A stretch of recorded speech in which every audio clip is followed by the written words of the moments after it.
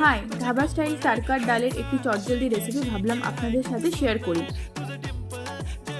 তো প্রথমেই নিয়ে নেব কড়াই দিয়ে দেবো সাদা তেল এবং তাতে দিয়ে দেবো শুকনো লঙ্কা।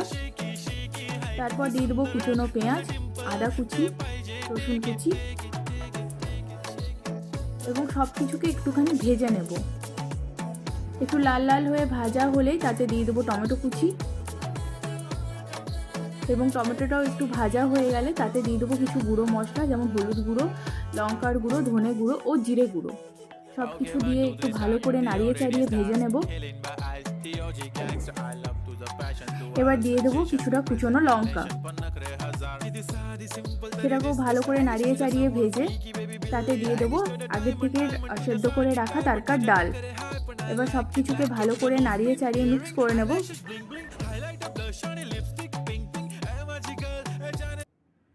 ভালোভাবে মিক্স হয়ে গেলে তাতে দেব পরিমাণ মতো জল দিয়ে আবারও ভালো করে নাড়িয়ে চাড়িয়ে নেব।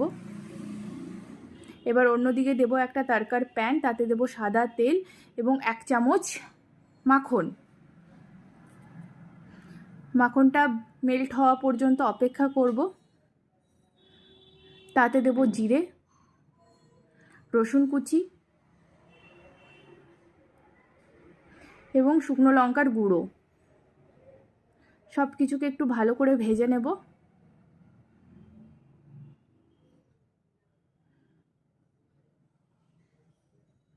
ভাজা হয়ে গেলে সেটি তারকার মধ্যে দিয়ে দেব, দিয়ে ভালো করে নাড়িয়ে নেব।